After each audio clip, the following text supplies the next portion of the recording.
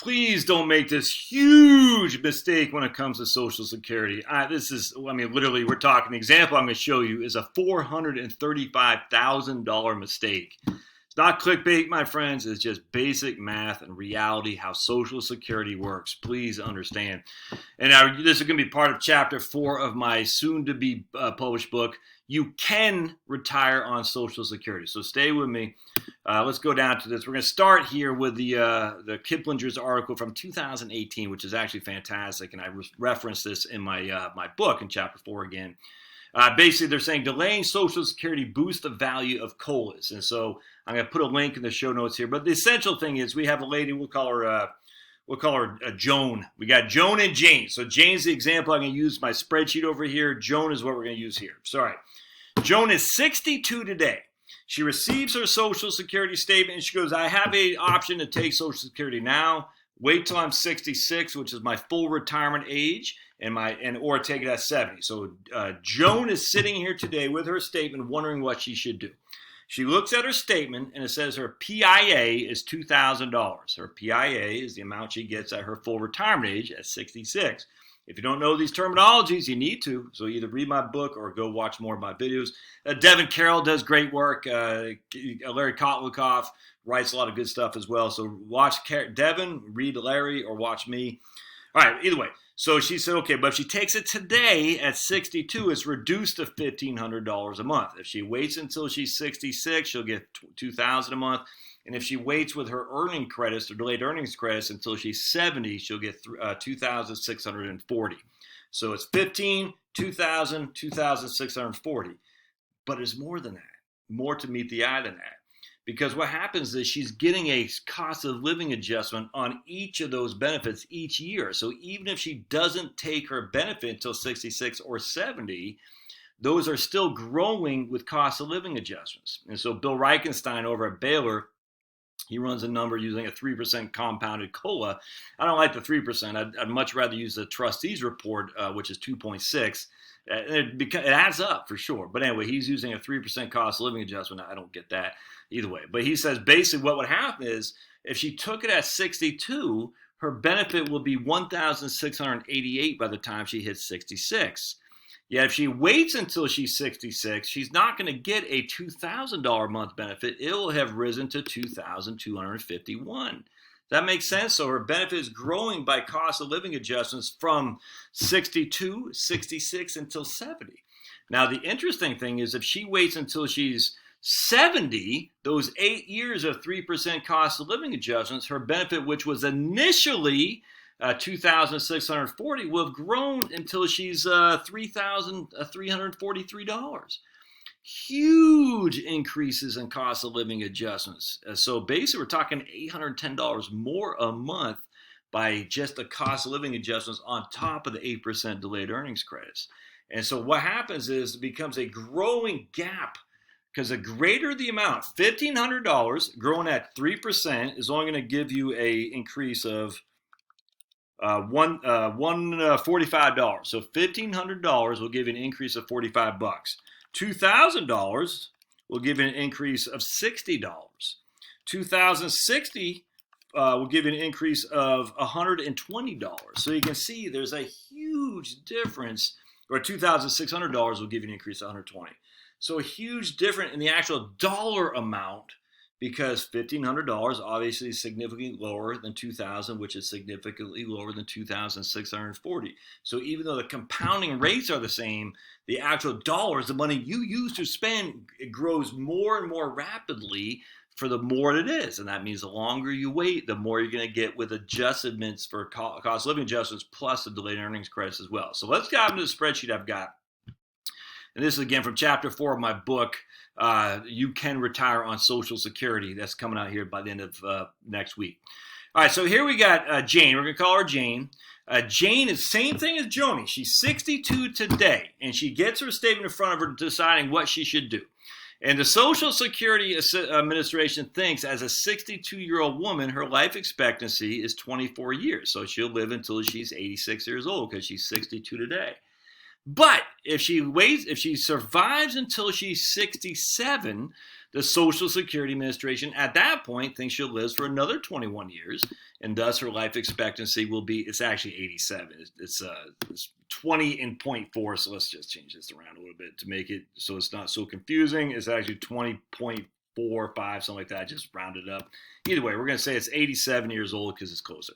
So they think she's going to live another 20 years when she's 67. Her life expectancy will be 87. When she's 70 years old, so now she survives until she's 70, at that point, Social Security thinks she'll live another 18 years until she's 88. So if she takes that 62, she'll have 24 years, according to Social Security, to receive her benefits. If she takes that 67, she'll have a little bit more than 20, but a little bit less than 21 years to receive her benefits. And we're just going to say 20 for the simplicity of it. If she takes that 70, she'll have 18 years to receive her benefit. So the question becomes, as she's looking at today, she says, okay, my annual benefit hits her monthly benefit. We're just annualizing these. My annual benefit at 62 will be $24,000. My annual benefit at 67 will be roughly $35,000.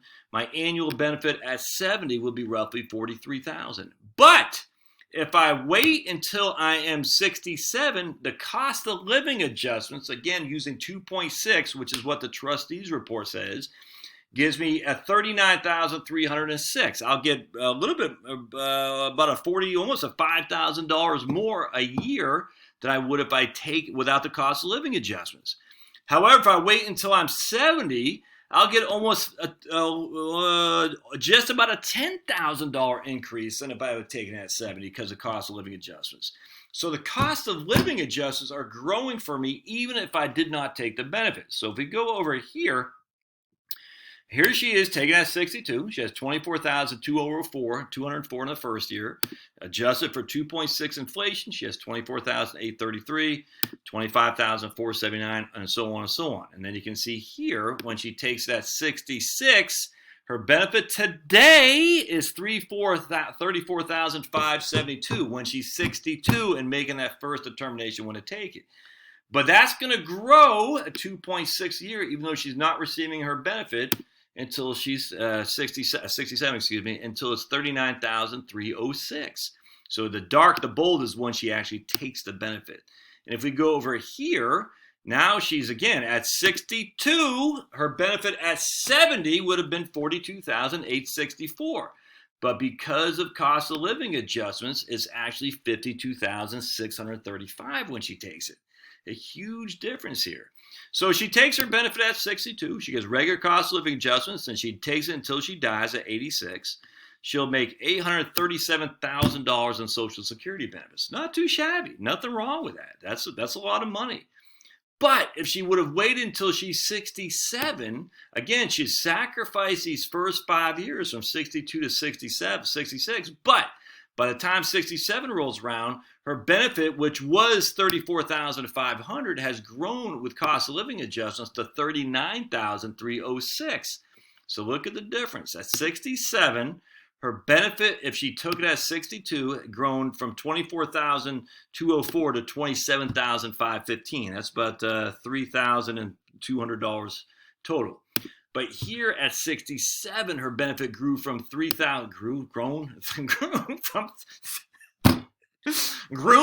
I'm making up new numbers.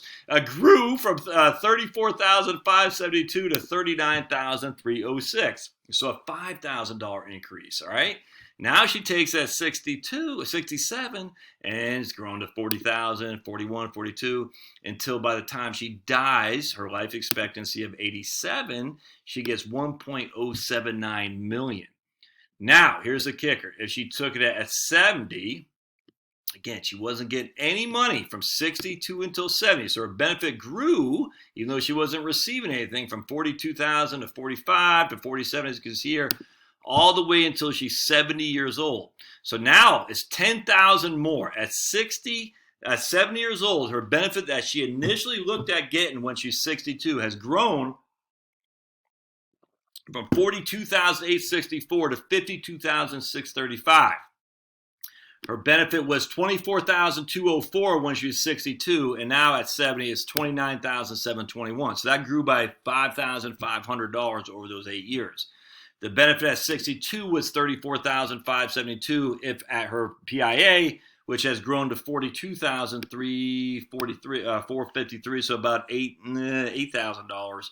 So it grows from $5,500, $8,000 to $10,000. That's the value of the cost of living adjustment. So what happens here? She takes that 70, all those COLAs are kicking in. By the time she kicks the bucket at 88 years old, she's making $83,000 in Social Security benefit with a total amount of 1.2 million.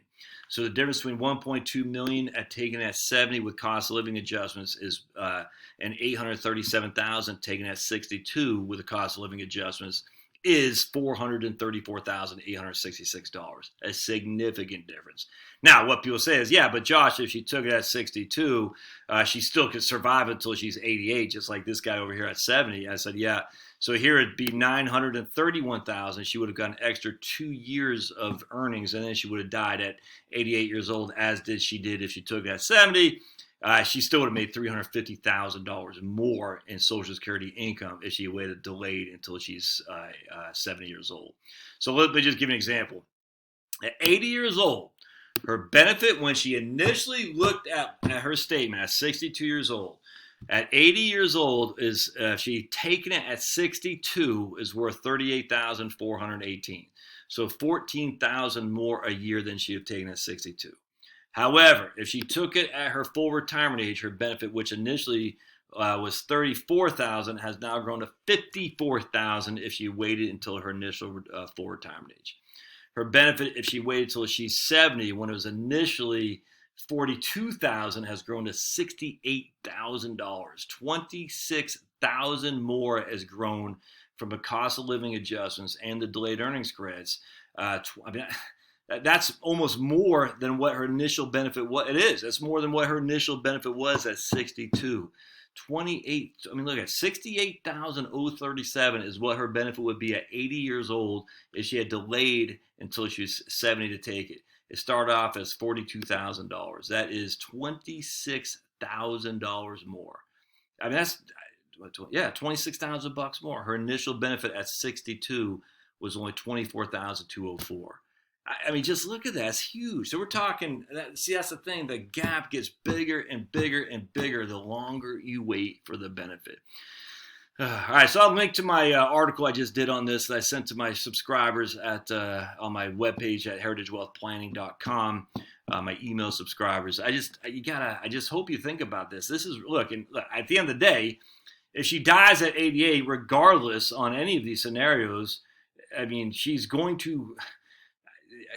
I mean, I don't even know how else to say this. It's like you can slice this any way you want, but the facts are the Social Security says a woman who's 62 years old today is going to have a life expectancy of 24 till she's 86. There's just no way you can take benefits earlier and expect to receive more than if you waited. There's just no way. Now, if you think there's a couple reasons, you might be affected by GPO, the government pension offset. You might be affected by the windfall elimination provision. You might have a big pension, so you're going to get hammered on taxes. A couple of things I would say take Social Security early, but I mean, this is real money. This is huge, and this is guaranteed with cost of living adjustments from the government. It's not relying on the stock market. There's just no way you can slice and dice this. Or you might say, look, I'm not going to live beyond 75. Okay, and that way you probably take Social Security early, because at least here you got 14 years of payments, and by the time you die, your payment will be $33,791. Whereas by the time you die, your payment will be $59,842 if you would have waited till you're 70. Actually, I'm just curious. Let's see what this would be. Equals sum. We're going to sum. Let's sum these guys here. Equals sum. We're going to sum. I can't figure that out. Why does the thing keep getting my way? Anyway, so let's just see here. So if we take that 70, 52, 54, 55, 59, 60, 60, 60, 50, 50, 50. So we got 3 years. If we take it at 75, left 6 years, of which 3 will pay us 50, 3 will pay us 60. So we got 180 plus 150. That'll give us $330,000. Here we got 30, basically 30, we'll just say a little bit more than 30. So 30 times 6, $180,000. I mean, even, let's see. Yeah, it's still going to be, I mean, if she dies at 75, she is 29. Why can't I freaking sum this? This is going to drive me crazy because that thing keeps getting my way. It's the weirdest thing. I don't know why it keeps doing that. There we go. There we go. We'll just do it like that. So let's just do this here. So she'll make $330,000 if she takes that 70, even if she dies at 75. Okay. So if she takes it at, let's do this. You ready? If she takes it here, dies at 75, she'll make $402,000. All right, good. So that gives us something to go on. So if she takes it at 62 and dies at 75, she'll make 402. If she takes at 70 and dies at 75, she'll get, what did I say, 330. Interesting. So if she takes it at 78, let's do this. I think that's usually a break even, if I'm not mistaken. The 78 is 526. All right. So let's do this. Boink. If she takes at 70, it dies at 78 here. There you go. All right, so it is 78, 77, 78 is always a break even. That's always what it is, and that's what because you got to look at cost of living adjustments. I mean, again, so if you really believe you're going to die before 80, you probably ought to take it early. I would ask you to really think long and hard about that because some facts are, though, Social Security believes that if you can survive until you're 62, you're not going to die at 80. You're going to die at 86. Half the population will die at 86. That's what their numbers show. And no one knows it better than Social Security because they're looking at the number of deaths. They know. And if you survive until you're 67, they think you're going to live well into your 80s as a woman. And 70, you're going to almost live to your 90. Think long and hard before taking it early. And I don't want to hear the Smith & Wesson retirement plan. I've heard that. No, you're not killing yourself. I mean, I'm sorry. I know people do. People use that as a throwaway line because they don't want to throw in because they're just looking for a reason to take it early because it's scared. They're scared. What if they don't take and they die? And I said, but you won't know. But the likelihood of that happening is not high.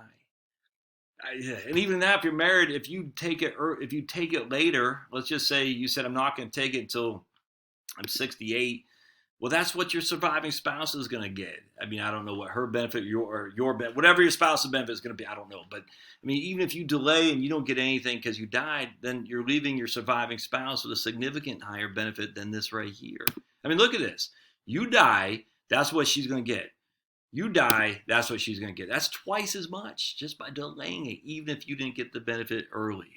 You got to think long and hard about this, my friends. All right, as always, smash. Love to hear your questions, comments, concerns. If you like the video, share it with people if you would. It's important. YouTube does, they can give you a hard time sometimes promoting your video. So do me a solid and share the video with others too. And we'll see you next time. Thanks now.